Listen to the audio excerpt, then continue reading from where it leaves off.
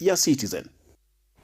Na taarifa nyingine zinaarifu kwamba serikali sasa inaomba msaada wa kifedha wa kibinadamu kutoka kwa kampuni binafsi na mashirika ya kibinadamu kusaidia zaidi ya Wakenya milioni 2 wanaokumbwa na hatari ya baa la njaa. Kaunti 32 zimetajwa kuwa kwenye hatari huku 10 zikiwa kwenye hali mbaya zaidi.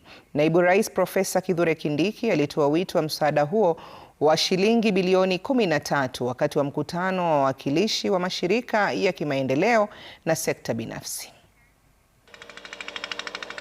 Hali ya ukame inayoendelea nchini tayari imesababisha uhaba mkubwa wa chakula katika maeneo kadhaa, huku ripoti za hivi karibuni zikionya kuwa wakazi wa kaunti za maeneo kame wako katika hatari kubwa ya njaa kali. Kaunti ya Wajir, hali ni mbaya na si tu kwa familia zinazohangaika kupata chakula tu, bali pia kwa mifugo ambao ndio uti wa mgongo wa maisha ya wakazi wa eneo hilo. Wanyama wamedhoofika, wengine hawawezi hata kusimama, huku malisho na vyanzo vya maji vikikauka.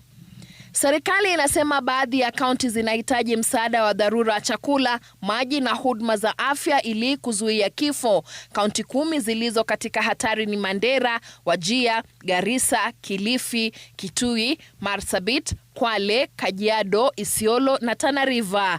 Kaunti zilizo katika tahadhari ni Samburu, Turkana, Taita Taveta, West Pokot, Tharaka Nithi, Embu, Nyeri, Laikipia, Narok, Baringo, Makueni, Meru na Lamu. More than 2.1 million people in Kenya are food insecure at the moment.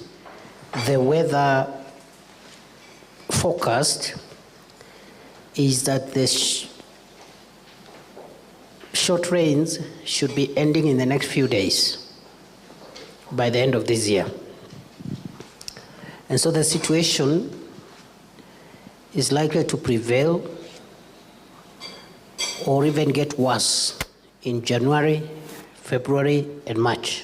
Serikali inasema inahitaji shilingi bilioni 7 kwa msaada wa binadamu kwa muda wa miezi 3 ijayo na shilingi bilioni 6 kwa mifugo miezi 6 ijayo. The interventions we require for the next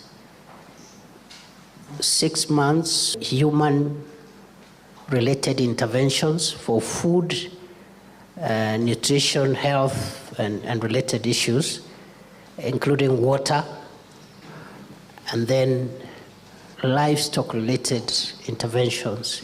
Miri Mwoki, Runinga ya Citizen. Na tukiangazia mengine ni kwamba